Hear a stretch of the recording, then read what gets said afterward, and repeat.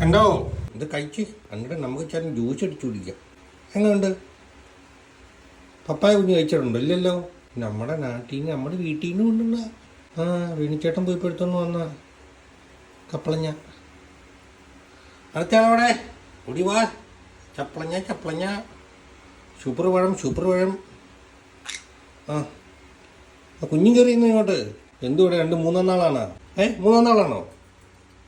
അയ്യടാ എന്നിട്ട് തലകുലുക്കണോ 3 നാളാന്ന് ചോദിച്ചപ്പോൾ? നീ കൊള്ളാലോ ആള്. പാവപ്പെട്ടവനൊന്നും കൊടുക്കുകയല്ലേ?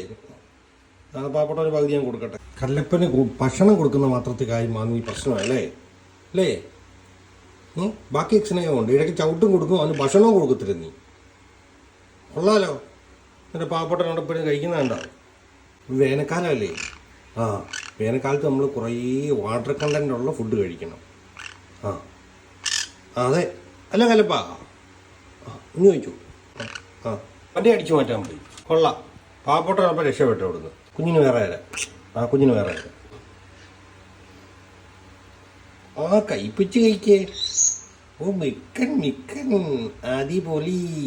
അപ്പോഴൊക്കെ ഇഷ്ടപ്പെട്ടോ? ഓ ഇഷ്ടപ്പെട്ടു.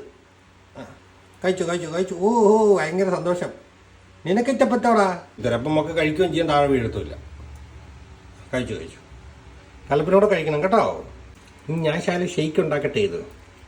ഞാൻ ഷെയ്ക്ക് ഉണ്ടാക്കി കുടിക്കാൻ പോവാണേ. മക്കൾ കിടന്നു വന്നിട്ട് അവന് കൊടുക്കാൻ കൊണ്ടുവന്ന് അടിയത്.